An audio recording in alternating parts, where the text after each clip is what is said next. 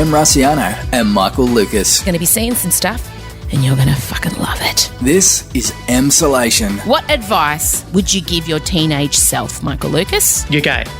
Well, it's pretty easy. You can do it. If you're worried you can't do it, I'm here to tell you, you can. You can't be unhappy when you're stuffing that in your mouth. You're in Emsolation. And if that soundbite doesn't get used in our new intros, I don't know what is up or down. Hello, friends. How are you? Are you good? Are you mediocre? Check in. Have a little look into your heart. How are you feeling? I wanted to let you know that on Friday morning, tomorrow morning, if you're listening on a Thursday straight away, I'm going to be on Studio 10. That's right, coming to you live from my house. Expect multiple dogs and children. Do you think it's okay if I wear sequins? I mean, Kat did, didn't she? I won't say anything accidentally racist though. Yeah, so I think I'll go maybe full glam. Let's give the people what they want. Full glam Friday morning, about 9:30 on Channel 10. And then on Monday night at 9:30 on Channel 10, my episode of Drunk Histories is airing. Now, I know a lot of you have already watched it on Template, but, you know, watch it again. Let's get those ratings up. Let's get them saying, oh, God, whenever Em Rusciano's on, the ratings skyrocket. But if you haven't seen it, I retell the story of Dawnie Fraser, one of our greatest ever Olympians, stealing a flag at the Tokyo Olympics, getting arrested, in fact. So enjoy that. It's very funny. I will say that without being a wanker. It's super funny. If you don't know what Drunk Histories is, I basically went and was in a safe manner, served enough drinks that I was quite tipsy, and it was only like 2 an hour, and they had a nurse there. It was all cool, all supervised, all fine, and it never got out of control. I'm a two-pot screamer anyway because I have thin blood. That's my theory, my scientific theory. So you have some drinks, and then you have to retell a moment in history in your own words. And then they take your story and make a bunch of actors speak your exact words. So you can imagine how hectic things got when I was retelling Dawn's story. And some of the things that Erin McNaught, who plays Dawn Fraser, had to say. Peter Phelpsy is also in it. And they're all speaking my bogan, first-generation wog, refined lady voice. I flip in and out. It's quite something, and I think you'll all enjoy it. And your husbands, your partners, your men will enjoy it too. I know some people feel I'm just for, a certain type of person, gay and ladies. But the straight men will love this too. It's very jovial. So that's... when's that? Monday night, Channel 10 at 9:30. I don't want to spend too much time here because what you are about to hear is, look, it's all the things. We talk Dan Andrews, we talk Paris Hilton, we talk Ellen's apology. And I was so keyed up. For me, when I read a bit of content or see something, if it really, it's like falling in love. I get this warm glow in my tummy, and then it goes into my heart, and then it goes like into my mind, and it just starts like pinging off, like, and I have to quickly write down everything. Like it might be jokes, or it might be like it's this weird scientifically unexplainable frisson that happens between my gut and my heart and my brain. And today those three things aligned on Ellen, Dan Andrews, and Paris Hilton. Can you think of three more unlikely people? But that's what happened. Now, before you go, I want to put something in your heart and mind. Today, the 24th of September, if you're listening on the Thursday, is, first of all, it's my Auntie Jo's 60th. Happy birthday, Auntie Jo. Woo, woo. No, I think she listens. Well, anyway, happy 60th. She's one of my favourite aunties. I have 2 favourite aunties, 3 favourite aunties, and she's one of them. If I remembered all my aunties. 4 favourite. I have so many favourite aunties, and she is one of them. But before you go, please may I have your attention? Like seriously, can you listen? 24th today is Young Care Giving Day, and each week 42 young people with disability enter aged care. That's right. We're talking kids in their teens, 20s, 30s, 40s. There's hardly any facilities for young people with disability to go into, so they go into aged care. And I think that needs to be changed. And a lot of people want it to change. So Young Care is aiming to make sure that no young person has to call an aged care home by 2025, but we need help. So today I need you to, if you can, whatever you can spare, you need to go and donate to Young Care. Now, I will put all the links on the social media, on the Emsolation podcast social media, but this is so important. We want to raise $300,000 and help create facilities for young people that are specifically designed for them, because old people and aged care facilities are not, they're not vibrant, loud, colourful places. It's a different time of life. There's different requirements. So when I first heard about this, I couldn't believe it. It just seemed so wrong. So if you can spare anything, whatever you've got, it's Young Caregiving Day today, and all the links will be on the Emsolation podcast social media. Okay? Right, so you've got to remember to watch Studio 10 on Friday morning, watch Drunk History on Monday night, wish my Auntie Jo a happy 60th, and give to the Young Caregiving Day if you can. There we go. All right, let's get into probably the most batshit crazy episode yet. Play the music.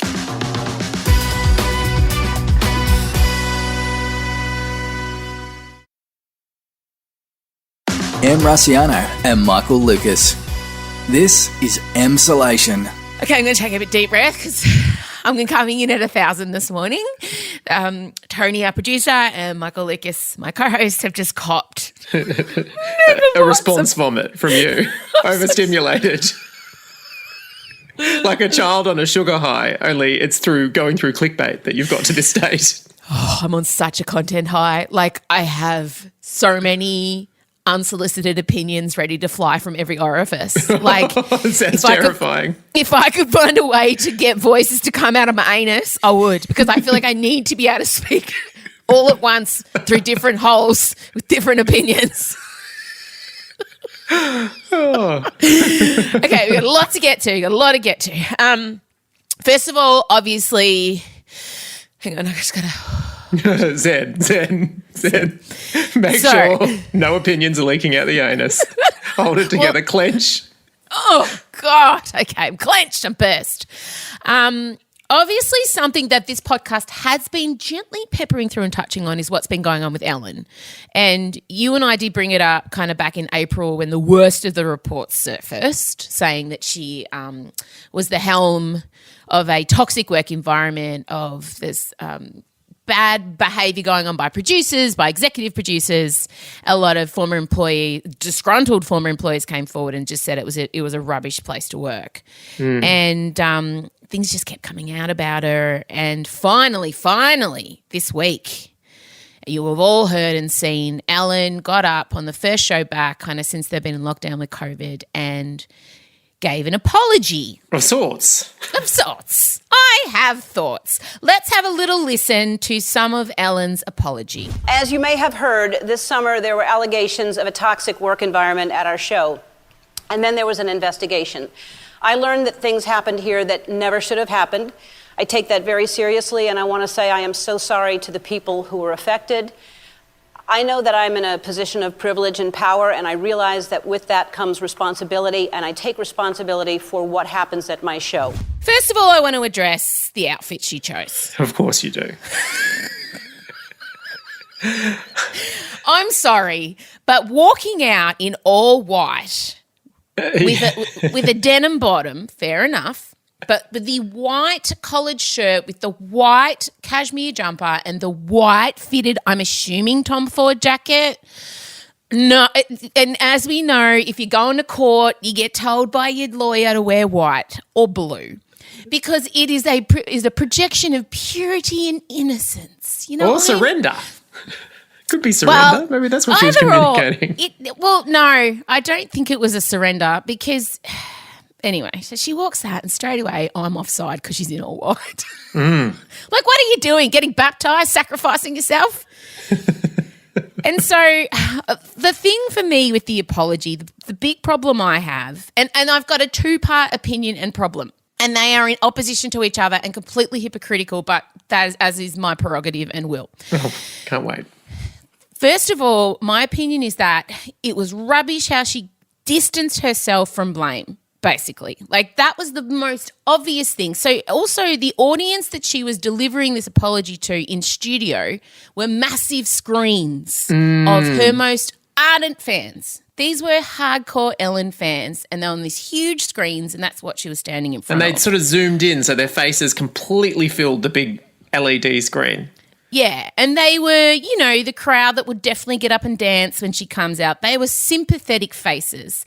What I wanted was an up close on all the employees that had dobbed her in. That's what I wanted. Because if you're going to do a fucking apology, you hire in Spielberg. You do an apology. You make it. You have a soundtrack. You have a score. And you get out there and the first thing you say is, guys, I fucked up. That is what an apology is for me. It is accepting blame.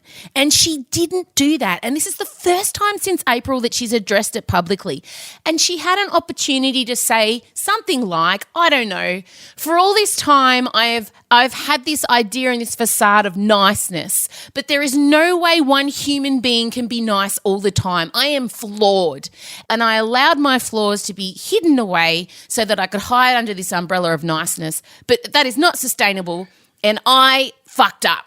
Like, that's what she needed to do. Then she gets out from the pressure of always having to be fucking nice. And she did address her niceness. She did say that was sort of the label that had been given to her. But she did it. But she sort of said, sometimes I get impatient. Sometimes I get. It was pretty mild. It was pretty. It was sort of. Yeah, she listed a lot of traits that you can't blame anyone for having, and obviously not the kind of traits that would cause this sort of staff uprising. So that did feel like a dodge. Like it did feel a little bit like lip service, I guess. Total dodge. Also, the idea of taking responsibility, but in the same breath saying, I was unaware it was happening, is not taking responsibility. That for me, it's like fucking hell, Ellen. Do yourself a favour, bish. You don't need to add that second part. You just need to say, I take responsibility for what was happening in my house. That's it, man. Do you know what I mean? No, I get it. Yes, for sure. I mean, she could have come out and said something sort of like, you know, there was a culture of, I could understand it if she framed it like, I was always determined on this show being the way that I want it to be, and I put pressure on people, and I, you know, and the way that I set the bar created a culture of meanness that was permeating, or however she wanted to say it. But it did sort of feel like, I took my eyes off the ball and there were bad things happening just out of my sight. It just felt like a PR 101 celebrity catastrophe Band-Aid where you stay silent, then you apologise without accepting blame, and then you say you're going to fix it. And then let's all move on. I feel like it was sort of she took us to a sort of a 55 to 57% when we needed a solid 90. That's how it was. But also the other thing is people were really angry at her for the jokes peppered throughout. Well, what did you think of the jokes? Unnecessary. This is the Ellen DeGeneres Show. I am Ellen DeGeneres. My name is there. My name is there. My name is on underwear. Right. I know that I just feel like, and as Hannah Gadsby pointed out in Nanette, comedians often feel that need to build the tension, and then when it gets serious, you break the tension. You put everyone else at ease. And I think she was doing that for herself. And I think this was one point in time where I wanted a Jim Carrey in Eternal Sunshine of a Spotless Mind performance from Ellen. Do you know what I mean? Like, I didn't want a Jim Carrey, The Mask, peppered in. I wanted Jim Carrey, Eternal Sunshine of a Spotless Mind, or a Truman Show, Jim Carrey. That's what I wanted from her. There didn't need to be jokes. There just didn't need to soften it, because I'm sure the people who have suffered from this didn't laugh. So no, and I think it was too long. What was it? What's your contradictory side of your? What's the flip side? If she were a man, this shit wouldn't have happened. I was waiting for that one. Yeah. There's no. Do you know? Oh, I don't even know how to say this without. Do you? Where are you going? I'm seeing you. You're teetering around. There's a cliff in front of you. You're looking, going, could I navigate it on this angle? What? Just say it.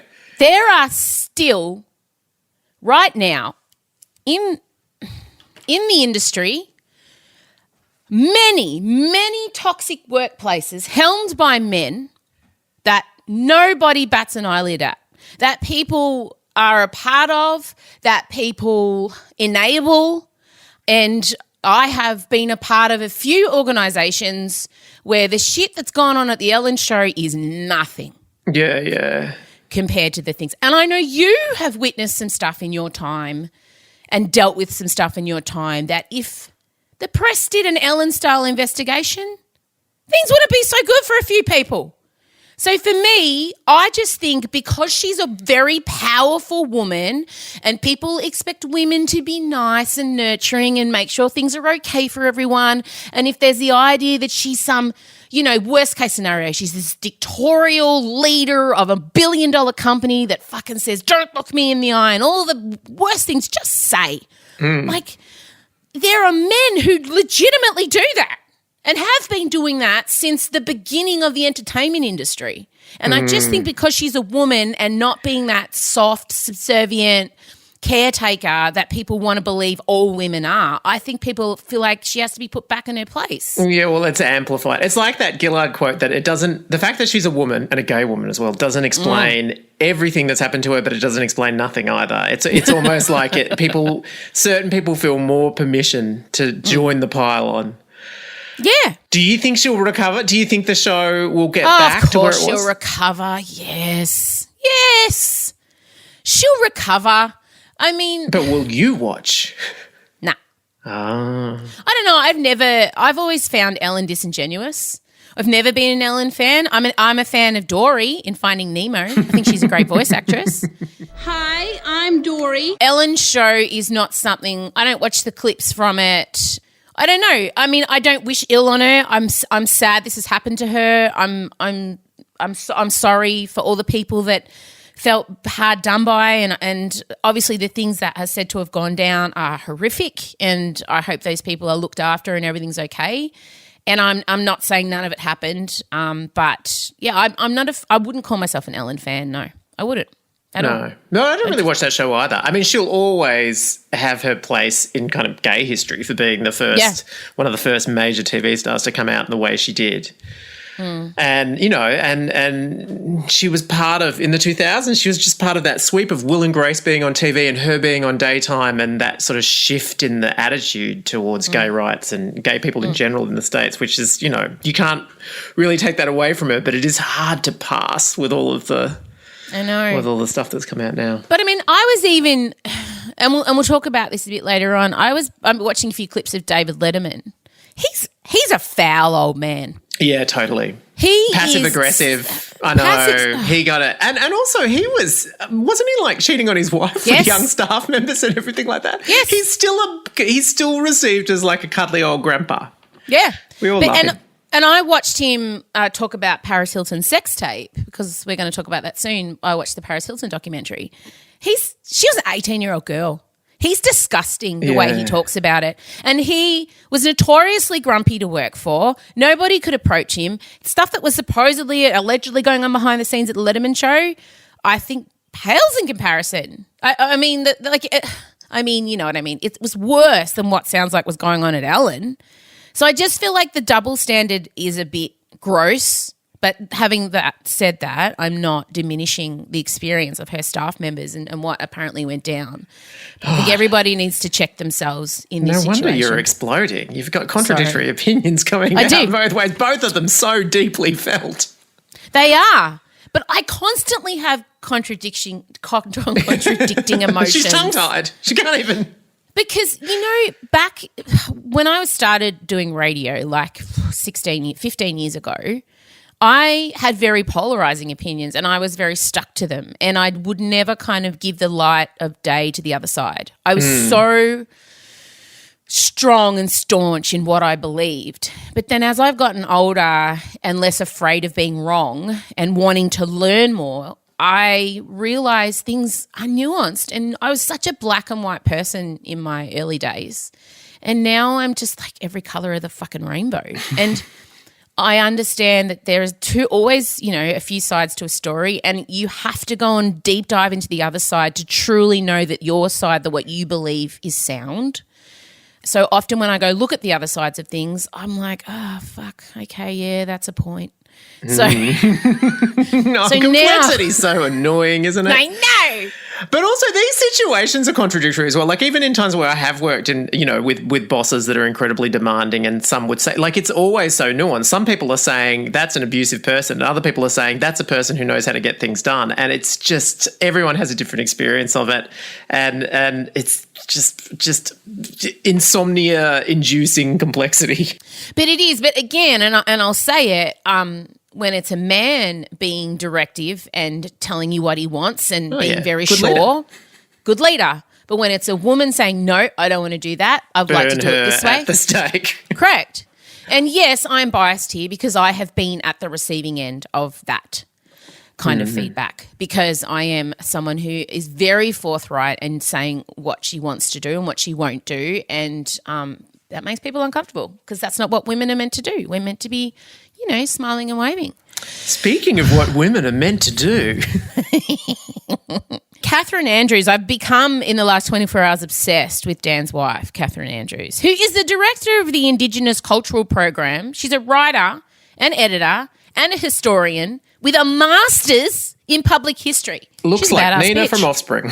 Looks like Nina from Offspring. She's a badass bitch. Did you say she'd had a haircut recently? No, she gave Dan a haircut. God, this is how ridiculously involved we are with these people. Now We have been in lockdown for too long. Did she give Dan a haircut? He had to go out and explain at the press conference because everyone was going to catch that he'd had a haircut. And as we know from Nancy Pelosi's experience, if you get an illicit haircut, you're going to be in trouble. And so he had to come out and go, I just want to say that Catherine gave me my haircut today before you all speculate. And tell you what, good job, Catherine. Good job. He's not taken risks with his hairstyling, let's face it, but nor do we want him to. Oh, I think it's pretty tough. He's got a very severe cowlick at the front, I've noticed. And my husband, Scott, I cut his hair over the weekend also. It must have been the weekend for it. And he also has a bit of a cowlick like Dan. And God, you just don't want to tack that at the wrong angle, or it's just not good. It's something about Mary at the front for another couple of weeks if you fuck up the cowlick. So I feel like he's also got a unique head shape. Yeah, true. I missed that part of the press conference, but I did catch. Oh wait, what's the protocol in discussing men's bulges in their pants? I just we're just say we're not talking about Dan Andrews. No. But the hot Auslan guy? Is it the? I don't know how to approach this, but everyone's noticing it. But then I don't want to be objectify someone, a public servant who's doing their best to provide a service for the deaf. But then I feel like women have been objectified forever. And if a woman went out there with the equivalent breast prowess, is that the right word? I think you've invented a term, but frankly, I want you to either record an album or write a novel called Breast Prowess. It's hard to say, breast prowess. Oh, it's a real tongue twister. Breast prowess. Look, just set the scene by saying, as Melburnians, we are stuck watching these press conferences day after day after day. They're on every single day where there is some Stockholm syndrome. We're noticing everything. And when we say everything, we mean everything. It's generally a wide shot so you can see the full body of the Auslan interpreter. And there is a very attractive Auslan interpreter. And keep going. And some have noticed that he's bringing a lot to these press conferences, a great deal. He's delivering goods and services. Hang on. You just need to play the grab. Play the grab of the... This is someone commentating, watching the TV. So you have a little listen. I think that will say it all. Yeah, this is a guy watching the person we're speaking about at home. We had just a few cases. Jesus fucking Christ. It's fair dinkum. He's fucking rock hard. Or he's not. An 108-inch softie. Okay, so good. We don't have to say it. Someone else has said it. So we're dealing with schlong. And what an amazing code you introduced there. Thank God. Thank God you sailed around being too crude with that one. Well, I mean, we also, before we move on to Paris. But, yeah, are you going to make your magical unicorn of death prediction? Yeah. Well, this is a good one. I mean, Dan Andrews, there is no way he's not moving to federal politics. He's a rock star. And we haven't had a rock star since Kevin Rudd in 2007, which is a weird thing to say about a guy who once threw a hairdryer at someone because it wasn't the right one. Well, no, actually, that does seem pretty rock star to me. Yeah, I mean, what do you want guess. from your rock stars if they're not throwing hairdryers across the room? But as your favourite genre of human is nerd rock star. Nerd rock star. Besides, gay, throwing gay, that's amazing. But a nerd rock star on the up and up is an exciting category of human, and that is what we're experiencing right now. He's got a cool wife. Very cool wife. But I think it's also, I mean, and anyone who is watching this Murdoch doco on the ABC will know that normally when Rupert Murdoch's papers turn against a leader, it is a matter of time until they are killed. And, I mean, politically. Yeah. And they turned on him so hard. Like, I've never seen a more united front of just shit-canning him every single day. Can I give you a headline example? I'll go. Dictator Dan trying to build a COVID gulag. That's balanced. No, I mean, how dare anyone say that, op-eds are masquerading as factual news? That's a disgrace. And by the way, the Gulag was the government agency in charge of the Soviet network of forced labour camps set up during Stalin's time. So, might be a little overstatement. Might be just a little bit. But yeah, he's really got under their skin, and no matter what they do, it doesn't, the latest polling that's come out, he has not been affected. He's still sitting in the 60s, no matter what they throw at him. It's been so long since there's been anyone that has had that kind of resilience in the face of it all.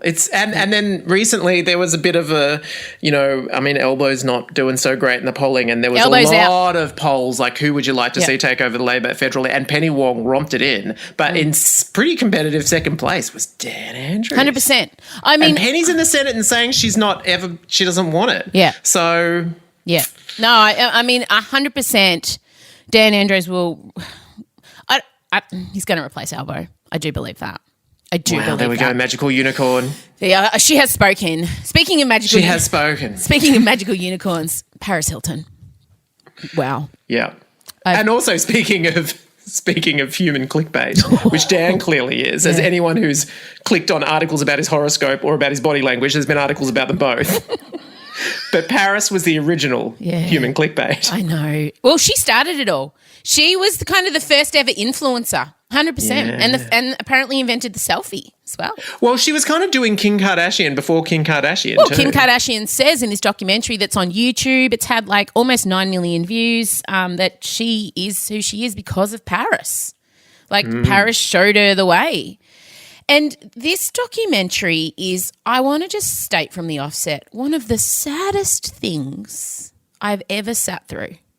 It is very, she does seem to have a deep unhappiness. She, down to her bones, is a sad, sad girl. Sorry, I'm so used to playing a character that it's hard for me to be normal. No one really knows who I am.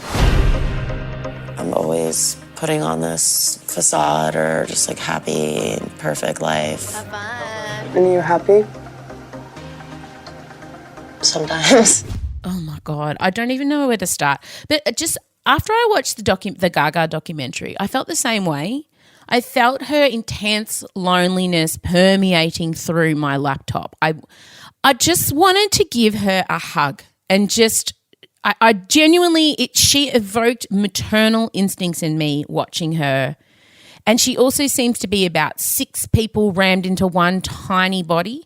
True, but didn't you also have moments where you're oh, for fuck's sake? Many moments for me. The biggest one for me was when her and her sister were having a chat about the schedule, and she was going on about everything. And then the bit where she was I just can't stop until I make $1 billion. I just can't. I'm well, okay, there's your problem. Yes. That's ridiculous. Take a fucking holiday. If you are insomniac and you're driving yourself to the brink, you can handle not cracking that billion before you're 40. You'll be fine. I know, but I mean, if you want to be a superficial asshole about it, as you are being, then yes. But I felt, I mean, obviously I was pretty keyed up after all the Dan stuff and all the Ellen stuff. And the Ellen stuff. Because you are ping-ponging between three very different personalities here. I know, but on one hand, again, conflicting. On one hand, I was like, oh, mate, you're right. You're a very privileged white woman who's very, very wealthy, who's very, very successful. It's cool.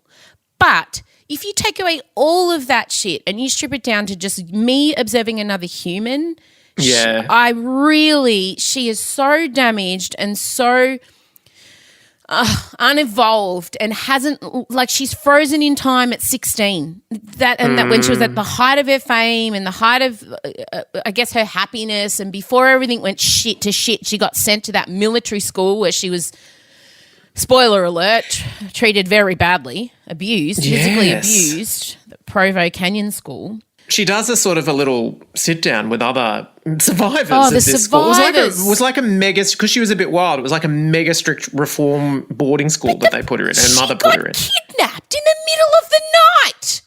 Yeah, it's insane.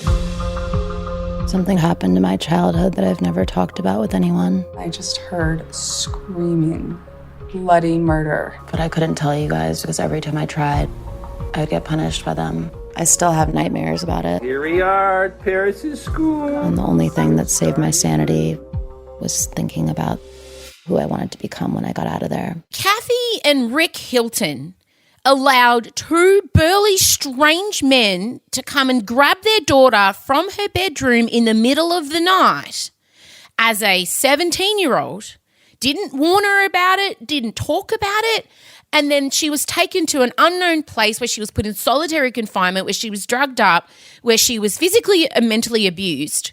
And they thought that was a good idea? They thought, handling the situation. Hashtag good parenting. There were no hashtags back then. That for me was the biggest, you fucked your kid for life. I mean, really, every problem that I saw through the rest of the documentary stemmed back to that moment. And the other thing, obviously now that we look back on, even though it was only 15 years ago or whatever, but the sex tape. She was 18, Michael. When you see it through a 2020 post-Me Too lens, that was fucked up. The way the world dealt with that. That was a teenager. It was, again, that tape leaked totally against her consent. The whole world made jokes about her. It was horrible. Mate, I have an 18-year-old daughter. And I can imagine how devastating it would be. And that guy, the boyfriend, what a creep. Absolutely. Absolute. What's his name? Rick Salomon or something? Yeah, Rick Salomon. What a like, honestly, he's a scumbag. And she was a teenager, and she was like... And the way that, like we said, David Letterman did his whole opening monologue, I've watched it a lot. I bet you have, you super creep. And all the headlines, and the way Nikki, her sister, talked about getting up super early because they lived at a hotel and everyone's newspapers were out the front of their doors and she was front page. She'd get up early and flip all the newspapers over so her family wouldn't see it when they got up. Yeah. I mean, it made you really feel how traumatizing that whole thing would have been. As much as people like to say, well, she used it. And actually, I forgot that The Secret Life was out before then. She was already famous. She said people said I'd leaked it deliberately, but I was already on my way. I already had a successful TV show. I'd already started, making my own money. I didn't need to do this. I didn't want to damage my brand. I knew the direction I wanted to go in. Having said that, on one level, I think what was weird for me about the documentary is on one level she's unpicking, this is the facade I put up, this is the... But, going about her day-to-day life, she's still maintaining the exact same persona and everything that she always was. Agreed. And that yawning unhappiness, I think that's what I was finding tricky about it, was just... True. It feels like you got enough perception to see what is making you really unhappy, and yet you're still doing it. You're still on that treadmill, and I don't know. I think she's in a position where she can take herself off if it's. But I understand why she doesn't, because she derives all her self-worth from that, all of it. That's all she has. She's so lonely and so desperately unhappy that she said that those two fans, she's got these two little Hiltons. Oh, I know. And I wanted, they just seemed like they really loved her. That boyfriend as well, the fight with the boyfriend. The boyfriend is foul. But also how she was having to put cameras in her bedroom because she didn't trust him while she was away. But for me, like the notion of I have to make $1 billion and then I'll be happy. I mean, she's not going to be happy. She's never going to be happy. No. And if this documentary illustrates anything, like money and fame and all of that, I think as we've all known deep down, it doesn't mean anything if who you are when you go to sleep at night, you're crying yourself to sleep. And that is what she appears to be doing every night. So, yeah, on one hand, you could be an asshole about it or a real pragmatist and be like, for fuck's sake, get it together, stop working, go to a counsellor, do your shit. But then on the other hand, the more human side of me, again, complicated, contradicting, says, I understand, especially I do relate to deriving self-worth from work and from the adulation you get when you do a good job and from people patting you on the back, especially if you've sometimes felt like you're never going to measure up. I spent a lot of my adult life feeling like I was never good enough. And then the fear of stopping work is just like, oh, fuck, well, what am I then? Who am I if I'm not working? So, well, I guess particularly if your entire self-worth is just simply the amount of attention you get. That's it. And that's all it has not even been. Really creative work. I mean, I know she's a DJ. Well, she did have, before we sign off, she did have a Katy Perry and Rio moment. It's a Paris Hilton in Belgium moment. And we did briefly mention the boyfriend. They're having this horrible screaming match before she's about to play the biggest gig in her life, screaming, fighting, physical. She's trying to rip his artist pass from his wrists. That's right, which seems like such a severe moment. Get rid of his artist passes. That's the biggest drama that could happen. Well, she did say that. I really regret that because one of the meanest things you could do to anyone in their life is rip their artist's passes from their wrist. I'm like, I don't know if it's the meanest, but yes. But yeah, so they're getting up there. He's grabbing her. He's got his hand on her. And then she just goes out and she just kills it on stage, you know? Pressing those buttons and pulling them. I know. That's very gallant of you as a professional musician. Turning the volume up and down. Someone who is essentially pressing a button. But yes, good she's set, got to Paris. plug her USB in. Of course. She's got to plug her USB. The weird thing is, like, I saw it sitting there on YouTube and I just thought trashy reality, whatever. It is actually a relatively serious observational documentary. It is. It's crazy. Yes. I didn't laugh once. I didn't. No, it's also profoundly depressing. Like, you walk out of that just feeling empty and sad. I did. But I also felt like she's exactly who I thought she was.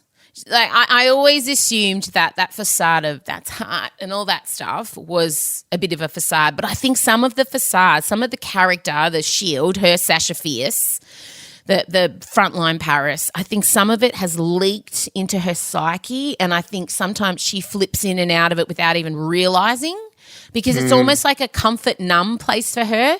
To become that vacuous, that's heart girl is a place people can't hurt her it's there. Safe. Because when she flips back into real Paris, it's really, she's hurting.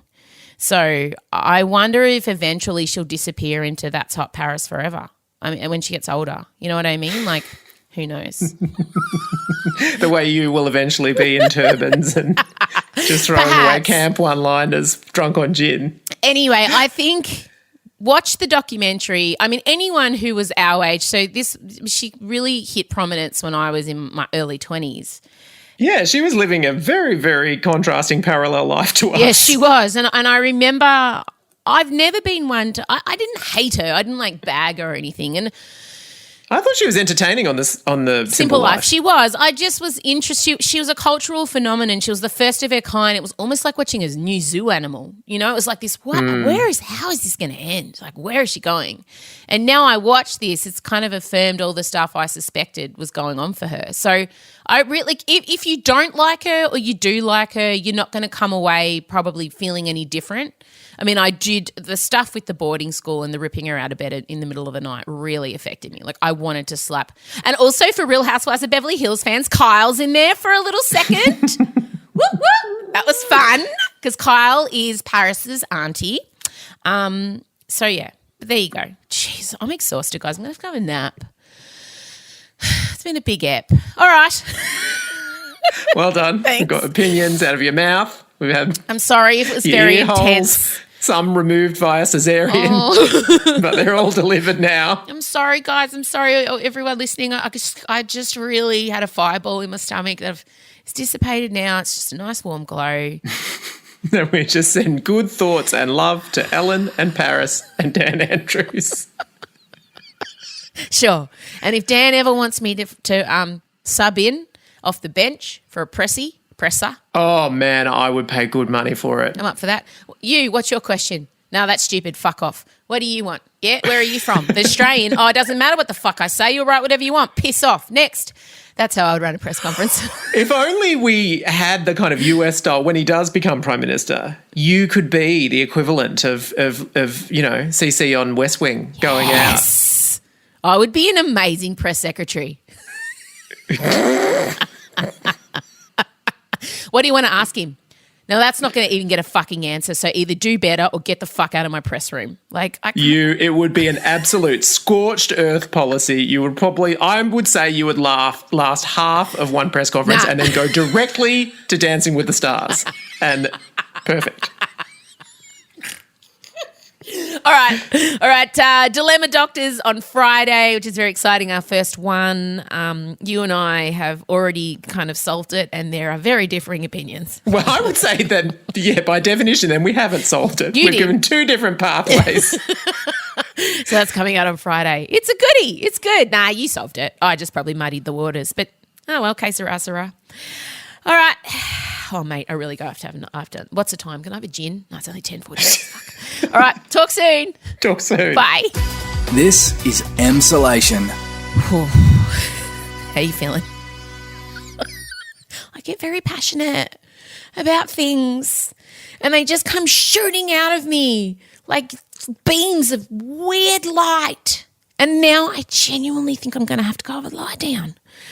Thank you for listening. Thank you for all the things. And also all your lovely, beautiful messages that we get sent. They do get passed on to me. The bad ones are filtered out because my team know very well that I will obsess over them. So those kind of feedback is just given as suggestions, but all the good ones do come through and they're so lovely. And it warms my heart to think that this podcast helps some of you escape, have a little laugh and stand in some light for the day. So I love that. Have a great day, whatever you're doing. If you're listening on the Thursday, straight away, don't forget tomorrow we have our very first Dilemma Doctors segment. Yeah, we just thought it probably needed its own whole episode. There's an amazing theme song that I've worked very hard on. It took way longer than actually recording the segment did. Our first dilemma is great. It's a doozy. And remember, the pettier the better for Michael and I. This one revolves around how to tell your partner they're bad at giving gifts, okay? Michael and I had two very different points of view. If you would like the Dilemma Doctors to help you with your dilemma, remember hello@mrussiano.com. All right, well, that's coming out tomorrow. Thanks, guys. I appreciate your ears. Bye.